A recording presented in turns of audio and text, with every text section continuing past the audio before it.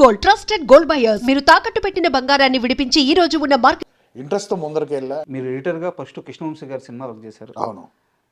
2 days back నేను C Ramprasad గారికి cinematography ఆయన ఇంటర్వ్యూ చేశాను. రైట్. కృష్ణవంశీ పని విషయానికి వస్తే రాక్షసుడు, మనిషి కాదు, భోజనం కూడా తినేవాడు, పని చేస్తా చచ్చిపోరా ఎవరు అడుగుతారు, ఇలా మాట్లాడే మనిషి అని చెప్పారు అనమాట. మీరు కృష్ణవంశీ గారితో వర్క్ చేసేటప్పుడు మీకు ఎలాంటి ఎక్స్పీరియన్స్ ఎదురైంది? నాకంటే అది it was one of the best experience నాకు. ఎందుకంటే నేను ఐ వాజ్ వెరీ యంగ్. నేను వచ్చినప్పుడు 18 years సంథింగ్ అప్పుడే పరిచయం అయ్యాను. సో మనకి ఇండస్ట్రీలో వర్క్ ఎలా ఉంటుంది అంటే ఫస్ట్ హ్యాండ్ ఎడిటర్గా ఎలా ఉంటుందో మనకి ఇవన్నీ తెలియదు. సో ఆయన స్టార్ట్ అవడమే ఆయన వర్క్ ప్యాటర్న్కి అలవాటు అయిపోయాను నేను. ఓకే, ఇంతే ఇలా చేయాల్సి వస్తుంది, ఏదైనా హార్డ్ వర్క్ లేకపోతే పైకి రారని ఒక మైండ్లో ఉంటుంది. ఆయన వర్క్ ఇప్పుడు చెప్పాలంటే ఇప్పుడు అర్థం అవుతుంది, ఎందుకంటే మిగతా డైరెక్టర్స్తో కూడా పనిచేశాను కదా. కరెక్ట్. సో ఆయన డీటెయిలింగ్ ఎక్కువ ఉంటుందండి. అండ్ ఆయన ఏదో అనుకోని తీస్తారు. ఆయన ఇంప్రొవైజేషన్లు చాలా ఉంటాయి. మళ్ళీ చిన్న ఎగ్జాంపుల్ ఏదన్నా సీన్ గురించి మీ ఇద్దరి మధ్య డిస్కషన్ చెప్తారా? నాకు అంటే ఆయనకి నాకు టెక్నికల్గానే ఎక్కువ డిస్కషన్ ఉండేదండి. నాకు మెయిన్ అంటే నాకు most important very crucial message ఆయన చెప్పింది ఏంటంటే, ఎడిటర్గా నేను ఫస్ట్ ఇప్పుడు ఆ టైంలో యాంథనీ వీళ్ళందరూ ఇప్పుడు టాప్ ఎడిటర్స్. అవును అవును. ఘర్షణ అవన్నీ చేశారు. సో నేను యాజ్ అ కిడ్ నాకేంటి ఆ స్టైల్లో చేయాలి, కూల్గా ఉండాలి, ఎడిటర్ ఎంటీవీ స్టైల్లో ఉండాలి, ఆయనకు నచ్చేది అది. బట్ ఏంటంటారంటే ఎమోషన్ రావట్లేదు అంటారు. నాకు అర్థమయ్యేది కాదు. ఇప్పుడు చేజ్లో ఎమోషన్ ఏముంది, చేసే కదా అన్నమాట. లేదు కాదు, ఆడియన్స్ ఫీల్ అవ్వాలి కదా చేజ్ అంటే, ఆ స్పీడ్ బట్టి కట్స్ పట్టే కదా ఉంటుంది. అది నాకు అయ్యేది, అర్థమయ్యేది కదా ఏం చెప్పేవారు. బట్ నాకు రాఖీ టైంలో కొంచెం అర్థమైంది. ఆయన కరెక్ట్గా అంటే ఆయన హడావిడిలో ఆయనకు అర్థమైనట్టుగా ఆయన చెప్పేవారు, నాకు అర్థమయ్యేది కాదు. ఒక ఎక్స్పీరియన్స్ వచ్చింది, నాకు కోపం వచ్చేసేది. బట్ ఎక్కడ చెప్పుకుంటాం, ఫ్రెండ్కి చెప్పుకున్నాను, ఎమోషన్ అంటారు ఏంటి, చేజ్లో ఎమోషన్ ఏముంటుంది నాకు అర్థం అవ్వట్లేదు అంటే, ఓ పక్కన నాకు అర్థమవుతాయేమో లేకపోతే ఆయనకు అర్థమవుతుంది నేను అనుకోవడానికి సీన్ లేదు. ఎందుకంటే ఆయన కృష్ణవంశీ అంటే నాకు అంత సీన్ లేదేమో, ఈ సినిమా తర్వాత ఆయన నన్ను వెళ్ళిపోమంటారు నా ఫ్రస్ట్రేషన్ ఉండేది. ఇంత దూరం వచ్చి ఈ సినిమా చేసి ఇప్పుడు నాకు ఆయన కావాల్సింది ఇవ్వలేకపోతున్నానే అని బాధపడిపోయాడు. రాఖీ తర్వాత చేస్తున్నప్పుడు అప్పుడు కూడా ఇదే, ఏదైనా ఉంటే ఇది తీసేసి ఇది ఎక్కువ ఇంకా కావాలంటే అయ్యో ఎంతసేపు అండి సినిమా చూస్తారు, బోర్ కొట్టదా ఏదైనా అంటే కాదు అనేవారు.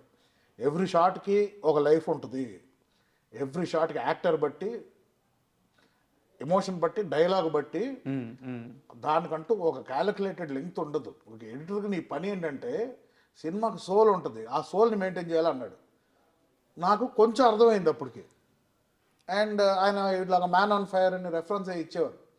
నేను ఇప్పటికీ ఆ man on fire Tony Scott ఎలా క్రియేట్ చేసే ఎఫెక్ట్ దాంట్లో పడిపోయి అది క్రియేట్ చేశాను. కానీ చేశాను కదా, ఇదే కదా కావాలి మీకంటే ఆయన ఇది రావట్లేదు, ఇది తీసే అన్నారు. నైట్ అంతా చేశానండి ఇది అంటే, లేదు ఇది రావట్లేదు, మనకి ఎమోషన్ రావట్లేదు. నాకు ఫ్రస్ట్రేషన్ వచ్చేసేది. 2 nights నిద్ర లేకుండా ఈ క్రియేట్ చేస్తే టప్పని తీసేయమన్నారు. ఆయన ఆలోచిస్తారా, ఒకటే క్వశ్చన్ అడిగారు, నువ్వు మ్యాన్ ఆన్ ఫైర్ చూసావా అని అడిగారు. చూశానండి. నువ్వు ఎమోషనల్ అయ్యావా అక్కడ? చావునండి అయ్యాను.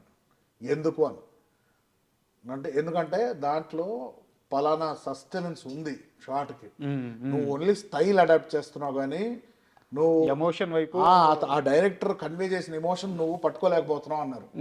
అప్పుడు నేను ఏం చేశానంటే మొత్తం మ్యాన్ ఆన్ ఫైర్ సినిమాని DVD రిప్ చేసి ఎడిట్స్ చేసుకొని ఎన్ని ఫ్రేమ్స్ ఉంది షార్ట్ అని ఉన్న చూడడం స్టార్ట్ చేసి ప్రాక్టికల్ గా చూస్తే షార్ట్స్ చాలా పెద్ద షార్ట్స్ ఉన్నాయి దాంట్లో, మధ్యలో ఎఫెక్ట్స్ రియలైజ్ ఓకే మనం తప్పు చేస్తున్నాం అని మెకానికల్ గానే వెళ్తుంటే నేను సరే ఇంత కొంచెం ఇద్దాం, ఇంకొంచెం పెంచుదాం, ఈయనకి నచ్చుతుంది కాబట్టి. ఈ ట్రావెల్లో అయింది చరాకి. దాంతో చందమామకి అప్పుడు కొంచెం బుర్ర పనిచేయడం స్టార్ట్ చేసింది. సరే ఈయన ఏం కావాలనుకోండి, ఎందుకంటే అది కొంచెం చందమామ అనేది ఎక్కువ స్టైల్ అంత లేదు, వెరీ రూట్ లెవెల్ మంచి ఫ్యామిలీ లవ్ ఎమోషన్స్ దీంట్లో వెళ్ళే సినిమా కాబట్టి. అప్పుడు ఒక మాట అన్నారు, నువ్వు ఎడిటర్గా ఒక ఆడియన్స్ నువ్వు సినిమా చూస్తున్నప్పుడు నువ్వు ఒక చోట్ల నవ్వుకుంటావు, లేకపోతే ఒక చోట్ల ఆలోచిస్తావు, ఒక చోట్ల ఒకళ్ళు మాట్లాడితే యూ స్టార్ట్ థింకింగ్. నువ్వు ఎక్స్పీరియన్స్ చేయాలి అది. యాక్టర్స్ ఏం చేస్తున్నారు అంత లెంగ్త్, దానికి ఒక లైఫ్ లెంగ్త్ ఉంటుంది, అది నువ్వు చూడాలి, ఆ ఎమోషన్ పట్టుకోవాలి. అదే ఆ ఎమోషన్. ఓకే, నాకు అప్పుడు అర్థమైంది, ఓకే ఓకే ఓకే దీన్ని మనం ఎడిటర్ లాగా చూడకూడదు, దీన్ని ఆడియన్స్ లాగా చూద్దాం సినిమాని. అప్పుడు చందమామకు స్టార్ట్, ఒక సీన్ నాకు ఇవ్వండి మనం చేస్తానని చెప్పి ఒక సీన్ నేను చేశాను. ఒక సీరియస్ క్వశ్చన్ ఉంది, చెప్పండి. అయితే మీరు కరెక్ట్గా సమాధానం చెప్పాలి, స్కిప్ చేయకూడదు. నేను ఎప్పుడు ఏది స్కిప్ చేయలేదు. 2015లో మీ లైఫ్లో ఏం జరిగింది, ఆ. ఏం జరిగిన తర్వాత మీరు మనిషిగా ఇంకా చాలా మెచ్యూర్గా చాలా మారారట? నాకు పానిక్ అటాక్ వచ్చిందండి ఫస్ట్ టైం. అంటే ఎందువల్ల? పానిక్ అటాక్ అంటే అది ఎలా చెప్తాను నేను, అది ఇప్పుడు అది మళ్ళీ అది ట్రిగర్ అవుతుంది నా ఫీల్. అది it was very silly. Okay. అప్పుడు ఏదో ఒక టైగర్ అటాక్ అది జరిగింది, అది చూసి కొంచెం ఎఫెక్ట్ అయ్యాను నేను. దాని తర్వాత దాన్ని వేరే ఫొటోస్ రిలీజ్ చేశారు. మా ఫ్రెండ్స్ ఇంట్లో కూర్చొని ఆ ఫొటోస్ చూస్తూ కూర్చున్నా. టైగర్ అటాక్ వేరే వాళ్ళ మీద జరిగిన విజువల్ చూశారు మీరు? చూసా. ఓకే. ఆ టైంకి చూస్తూ చూస్తూ చూస్తూ డీప్గా వెళ్ళిపోయి దాంట్లోకి సడన్గా హైపర్ వెంటిలేషన్ వచ్చింది నాకు. అది ఎందుకు వచ్చింది తెలీదు. ఆ టైంకి నీళ్లు తాగేసాను, సెట్ అయిపోయింది. మళ్ళీ నెక్స్ట్ రోజు ఫ్లైట్ ఎక్కినప్పుడు ఎందుకో అది గుర్తుకొచ్చింది. మళ్ళీ గుర్తుకొచ్చి 1 hour నాకు panic attack, anxiety. I dunno what it was. ఎందుకు ఇలా వస్తుంది నాకు, problem very subconscious primal లెవెల్లో కొట్టినట్టు ఉంది అది. ఎందుకు వచ్చిందిరా బాబు. నేను డాక్టర్స్ని అడిగితే it is this hyper ventilation, medicines వేసుకో. నాకు అప్పుడు అర్థమైంది, ఈ మెడిసిన్స్ స్టార్ట్ చేస్తే ఎంతోమంది అప్పుడు చెప్పారు, ఇప్పుడు యాంటీ డిప్రెసెంట్స్ లాంటిది, యాంగ్జైటీకి మెడికేషను, ఒకవేళ అవి స్టార్ట్ చేస్తే it will be an endless process. Correct. First tablet తీసుకొని పడేసా.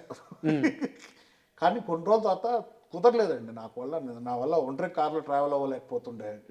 ఏంటంటే ఆ టైంలో ఆ ఫీలింగ్ ఎస్కేప్ అవడానికి ఎయిర్పోర్ట్ నుంచి దిగాక కార్ నేను తోలే, అదే ఫీలింగ్లో చాలాసేపు ఒక కెఫేకి వెళ్ళి ఒక ఛాయ్ వేద్దాం, కొంచెంసేపు రిలాక్స్ అవుదాం. ఆ టైంకి ఇంకా ఫీలింగ్, కెఫే ఛాయ్ వేసాక మళ్ళీ అలాగే ఫీలింగ్ వచ్చింది. తర్వాత మా ఫ్రెండ్ వాళ్ళ వైఫ్ ఒకళ్ళు సైకాలజిస్ట్ ఉంటే ఫోన్ చేస్తే, ఏం లేదు జస్ట్ డీప్ బ్రీత్ తీసుకో, రిలాక్స్ అవ్వు అంటే కొంచెం బెటర్ అయ్యా. దాంతో కొంతమందిని కలిసా, ఫ్రెండ్స్ని కలిసాక ఐ వాస్ బెటర్. మళ్ళీ నెక్స్ట్ రోజు నుంచి స్టార్ట్ అయింది అదే feeling. I dunno what to do. So దాని తర్వాత డాక్టర్ అప్పుడు సరే ఓకే ఇది ఎక్కువ అవుతుంది, సరే ఒక యాంగ్జైటీ లాంటిది ఇచ్చారు, ఎప్పుడు నా ఫీలింగ్ వస్తే ఇది వేసుకో. సో అది రోజుకు 3 సార్లు వేసుకున్నామండి. అది 3 సార్లు వేసుకుంటే ఫస్ట్ టైం వేసుకుంటే లైట్ మత్తుగా అనిపించింది అండ్ నిద్ర వచ్చేస్తుంది. సో సగం నా డైలీ రెగ్యులర్ లైఫ్లో చేసే పనులు నేను చేయలేకపోతున్నాను, ఒంటరి కార్లో ట్రావెల్ అవ్వలేకపోతున్నాను. కొంచెం సేపు ఒంటరిగా ఉంటే ఎక్కడన్నా రూమ్లో యాంగ్జైటీ వచ్చేయడం, టీవీలో ఏదైనా కొంచెం అలా టెన్షన్ చూస్తే యాంగ్జైటీ వచ్చేస్తుంది. చిన్న చిన్న ట్రిగర్స్ మెంటలీ ఎందుకు సఫర్ అవుతున్నాను నాకు తెలియదు. సో అదేంటంటే సర్వైవల్ ఇన్స్టింక్ట్ అంటారు. ఓకే. ఫ్లైట్ ఆర్ ఫైట్ మోడ్లో వెళ్తుంది బ్రెయిన్. ఒకసారి షాక్ అయిందంటే అది కాన్స్టెంట్గా వాన్ చేస్తుంటుంది బ్రెయిన్, ఎక్కడ వెళ్ళినా డేంజర్ ఉంది. సో ఎవ్రీథింగ్ సెటిల్ అయింది. దాని నుంచి అందులోంచి నేను ఎంతమంది సైకాలజిస్ట్ దగ్గరికి వెళ్ళినా వాళ్ళు చెప్పే అడ్వైస్ నాకు ఎక్కల, అంటే నాకు సెట్ అవ్వాల, ఎంత వాడుతున్నా వర్కౌట్ అవ్వాల. ఏమనంటే లాస్ట్కు ఇది మెడిసిన్ వేసుకుంటారు, అన్నిటికీ మళ్ళీ కెమికల్గా వస్తుంది. ఎలా బయటపడ్డారు మరి? అది చాలా ప్రాసెస్ అండి. అది ఎలా చెప్పా I can't scientifically explain. But ఒకటే ఏంటంటే నేను రియలైజ్ ఏంటంటే ఒక పాయింట్ వరకు లైఫ్లో I was really free, happy, alone I could travel, I do anything. అసలు ఇలాంటి ప్యానిక్ అనేది లేదు మనకి. యాంగ్జైటీస్ వచ్చేది ఏదైనా సినిమా ఓపెనింగ్, అది కామన్ అందరికి, అది వస్తుంది, అది ఓకే కొంతసేపు ఉంటుంది వెళ్ళిపోద్ది. సో ఇది ఇంటూ 10, 100, 200 అయిందండి అప్పుడు. అంటే దాని తర్వాత తగ్గింది, మెల్లి తగ్గింది. దాంతో నేను ఏం చేస్తున్నానంటే ఓకే ఈ ట్రిగర్స్ అవాయిడ్ చేయాలి. ఏంటంటే ఒక పాయింట్ ఆఫ్ లైఫ్ వరకు మనం బాగున్నాం, దాని తర్వాత ఏదో ట్రిగర్ అయింది బాడీలో, ఆర్ డీప్ ఇన్ని రోజులు నా డ్రామాలని పెట్టుకొని అది బయటికి రావడం జరిగిందేమో, ఓపెన్ అయిపోయిందేమో మనకు తెలియదు. సో నేనేంటంటే నిన్న దానికి టర్మ్ ఏం లేదు. ఏంటంటే నాకు ఇప్పుడు నేను ఇలా ఇంటర్వ్యూలో ఉన్నా, ఈ point this is after anxiety అది వచ్చాక. ఇదే సిచ్యువేషన్లో ఇంతకుముందు కూడా ఉండేమో, అప్పుడు నేను ఒక విధంగా నా మైండ్ ఉండేది కదా. సో నాకు ఆ ఇంప్రింటింగ్ అప్పుడు ఎలా ఉండేవాళ్ళం, why can't I just behave the same way, at least బ్రెయిన్కి చెప్పడం బ్రెయిన్కి ఎలాగంటే అది ఎలా ఎక్స్ప్లెయిన్ చేయాలో తెలియదు. సెల్ఫ్ ప్రిపరేషన్ అనుకోవచ్చా? ఎగ్జాక్ట్లీ బ్రెయిన్ని నేను ట్రైన్ చేస్తున్నాను. అర్థమవుతుంది, అవును. బ్రెయిన్లో పోయింది ఏదో చిప్పు దుబ్బి మీరు ప్రిపేర్ ఆ చిప్పుని మళ్ళీ మనం సరి చేయాలి. ఇప్పుడు చిప్పుని ఎలా సరి చేస్తా? సో నా fondest memory childhood memory, college memories. And ever since editing అయ్యి యాక్టింగ్ ఎప్పుడైతే స్టార్ట్ అయిందో అక్కడి నుంచే స్టార్ట్ అయిందండి ఈ ప్రెషరు, దరిద్రాలన్నీ ఆ ఒక యాక్టింగ్ ఫీల్డ్ వల్ల స్టార్ట్ అయ్యింది. ఎందుకంటే ఒక టెక్నీషియన్ లైఫ్ సూపర్. ఇంతకుముందు కూడా చెప్పుకున్నా, టెక్నీషియన్ లైఫ్ ఇస్ 100% స్ట్రెస్ ఉన్న బెస్ట్. ఒక actor's life is not easy. మీ ఇంట్లోనే మీ నాన్నగారు పెద్ద స్టార్, మీ అన్నగారు మీరు ఎక్కడ మాట్లాడినా మహేష్ అన్న అని అంటారు. మీ అన్నగారు మహేష్ గారు పెద్ద పెద్ద సూపర్ స్టార్, కృష్ణ గారు సూపర్ స్టార్. మీరు ఎంతమంది స్టార్స్, విజయ నిర్మల గారు ఇంతమంది స్టార్స్ని చూసారు. అసలు మీ ఇంట్లో ఎన్విరాన్మెంట్ ఎలా ఉండేది? ఈ ప్రజలను ఇంట్లోకి ఆ సినిమా వాతావరణం తీసుకొచ్చే వాళ్ళ, లేకుంటే ఎలా క్యారీ చేసేవాళ్ళు వీళ్ళంతా?